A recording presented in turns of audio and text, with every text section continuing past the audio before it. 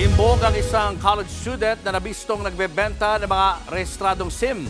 Palusot ng suspect, kailangan niya ng pantustos sa kanyang pag-aaral. Nasa frontline ng balitang yan, si Gio Robles, exclusive. Sa hudyat ng undercover agent, agad hinuli ng mga tauhan ng PNP Anti-Cybercrime Group ang lalaking ito sa labas ng isang bar sa barangay Pasong Putik proper sa Quezon City. Nadiskubre kasi ng mga otoridad na iligal siyang nagbebenta ng mga rehistradong SIM card online. Ayon sa ACG, ilang buwan nilang minanmanan ang 22 anyos na sospek. Nakuha sa kanya ang 100 rehistradong SIM.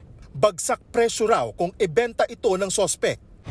Nabibili yung mga SIM card na ito, bulk orders. So meaning, nabibili na to sa lesser or smaller amount na lang. And binibenta din nila ito ng 10 pesos na lang per SIM. Palusot naman daw ng sospek, pantustos niya ito sa pag-aaral sa kolehiyo. Kaya kahit bawal, nagbebenta siya ng mga registered SIM. Aminado ang ACG na talamak pa rin ang nagbebenta ng registered SIMs online kahit na isabatas na ang SIM registration law. Ang kadalasan na ginagawa dito ay ginagamit sa pang-i-scam. Mostly sa voice phishing, sa mga phishing or sa text scam din. Mas ikinababahala nila na posibleng nagagamit ang pangalan ng ilang individual para ma-register ang mga SIM bago ibenta ng sospek. Inaalam na ngayon ng mga otoridad ang supplier ng sospek at mga posibleng kasabwat nito. Nakakulong na sa Camp Crame ang sospek.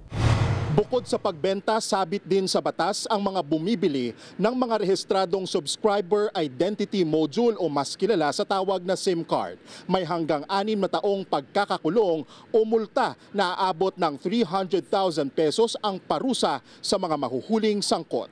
Nagbabalita mula sa Frontline, Gio Robles, News 5. Mga kapatid, Julius Babaw po. Iba na ang may alam at may pakialam sa panahon ngayon. Para sa frontline ng mga balita, mag-follow at mag-subscribe sa social media pages ng News 5.